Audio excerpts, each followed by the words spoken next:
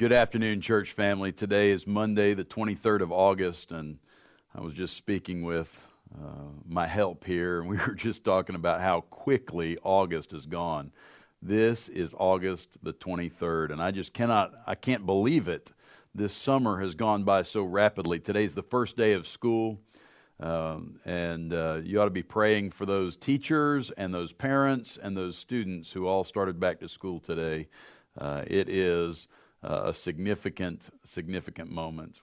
Well, I'm so glad to be with you today. Thank you for tuning in. I have just a few announcements that I'd like to make. Really just some things that I'd like you to see on the horizon, some very near term and some over the next few weeks. But we are preparing to get busy here at church, to pick up the pace a little bit with what we're doing and how we're trying to make disciples.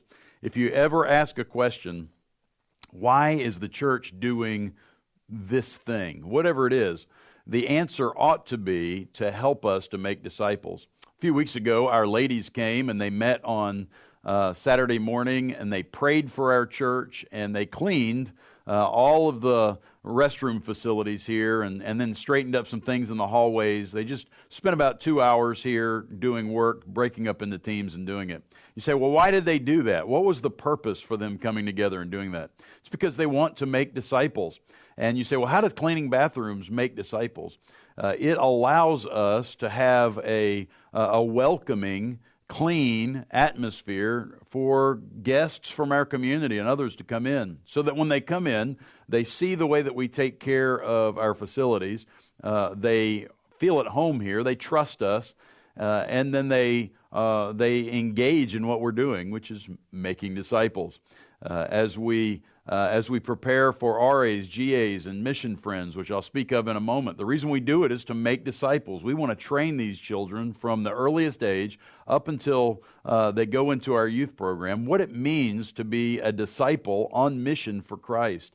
You know, the seedbed of my passion for the nations comes in an RA classroom, 40 years ago, and realizing that there was something more to walking with Jesus than just coming to church on Sunday mornings and living my life to the best it could be. That we were responsible for sharing the gospel with the nations, and that came from an RA leader who poured into me. And so, all of these things, when we're talking about our events that we're doing, we're really talking about taking people at whatever stage they're in. Mature Christians, they don't know Christ, all the range in between, taking those folks and training them to follow Jesus, and not just in their own life, but around the world. And so everything we're doing is to make disciples. And so I hope you'll see that that's our passion, that's what we're trying to do. So let me just tell you some of the events that we have together, and if I remember to, I'll try to plug them into the disciple-making motif and show you how it works. On this Sunday, the 29th of August, we are going to meet after church at 3 o'clock at the Frank Lisk Park.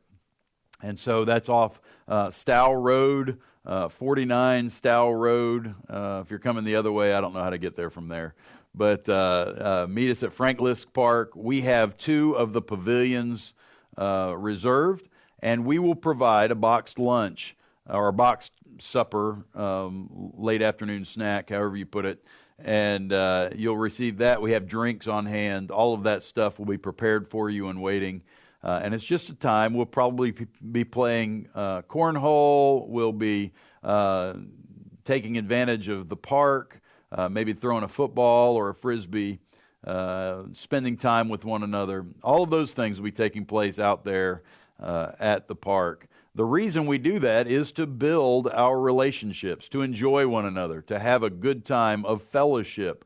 But the reason we want to have a good time of fellowship is not just because we need friends, but we need co-laborers in the gospel. That we are going to build these relationships to such a strength that they'll be able to endure whatever comes as we try to make disciples of one another and of the nations. So that's one of the purposes of our FBC Family Day this Sunday, 3 o'clock. Old Testament surveys each Thursday at 10:30. So this Thursday again, we'll have our 10:30 meeting. We're doing a walk through the Old Testament, showing how God prepared the way for His Son Jesus to come onto the scene. And so really all of it is learning about God's plan for us from the Old Testament. We're actually halfway through the book of Numbers right now. We'll finish up Numbers this Thursday, and then as the Lord allows, the next Thursday, we'll start with the book of Deuteronomy. So that's where we are in Old Testament survey. Our big night is Wednesday night, September the 8th. This is the Wednesday night after Labor Day, and this will be our kickoff to what I'm calling, it may not be officially called this, but what I'm calling or thinking about as our Missions and Music Night. Missions and Music Night. Supper will be at 5:30, so we'll start our supper at 5:30. What we'd ask you to do is email the church office or call in and let us know if you plan to be there, just so we kind of have a rough estimate on how many folks will be there for eating that very first night, September the 8th. Eating at 5:30. At 6:30, RAs, GAs, and mission friends. That's really where the missions part of the name comes from. It'll be at 6:30. Our students will be meeting at 6:30. Our adults will be having a devotional and prayer time at 6:30. And then at 7:30, our choir will begin again rehearsing and getting back into the rhythm of singing together. So that's Wednesday night, September 8th, Missions and Music Night. Please mark it on your calendars. Be ready to be there. Come and join us. And if you can help with our children, mission friends, RAs or GAs, please see Corrigan. Sign up for that. We do have a good sign-up sheet going. If you've already signed up, you don't need to tell her again. We've got that. But if you have not signed up, please sign up to help that evening. And then on Sunday, September the 12th, we are going to add, it's going to be a busy day now. Sunday morning, at the very earliest part of the morning, our men are going to get together, Men on Mission, for our Men on Mission breakfast. So we'll be back doing that. Sunday school at 9:30, worship at 10:45. At 3 o'clock, our deacons will meet. At 4 o'clock, our church council will meet. At 5 o'clock, we are starting something brand new. Our kids will get together for what Corrigan has named Kids Corner. And so she'll be there. If you can help with that, please see her. Sign up to help with those Sunday evenings at 5 o'clock. And then adults will be doing Seeking Him, 5 o'clock. That'll be in the multi-purpose room. And then at 5 o'clock also, our students will meet with Pastor Aaron in the youth room. So all of that on Sunday evening, September the 12th. I'm so excited for all of this. All of these things are put together to try to allow us to grow as disciples of the Lord, not just in our what we know, but then also in our heart's affection toward the Lord, and also with the way that we discipline our lives, with the way that we live out our lives. So all of these things are coming up. I'm so excited. Please give us an opportunity. If you're going to be a part of the Seeking Him, please sign up. I've already have some folks signed up, but I need to order the books so that we have enough books on hand. So please come and be a part of that. Since I've mentioned the books, we ask that you buy the books. They're about $20 a piece.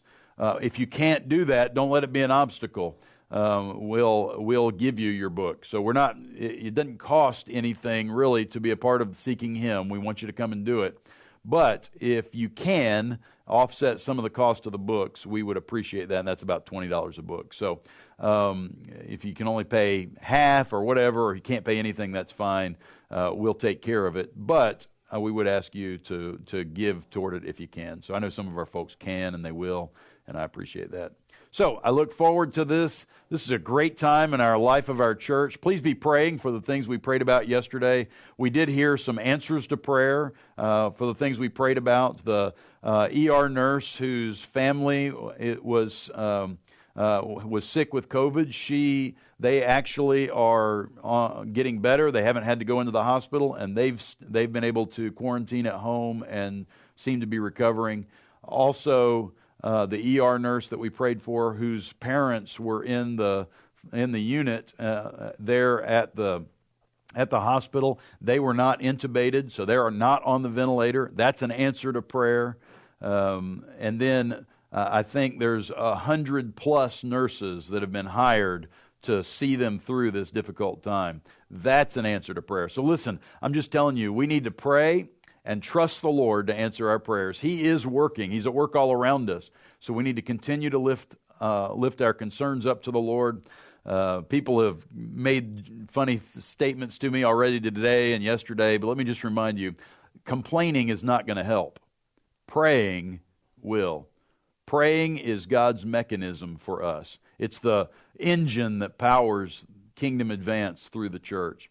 And so let's turn our complaints into prayers. Let's call on the name of the Lord, and let's wait and see what He does. We serve a great God, and I can't wait to see Him at work all around us.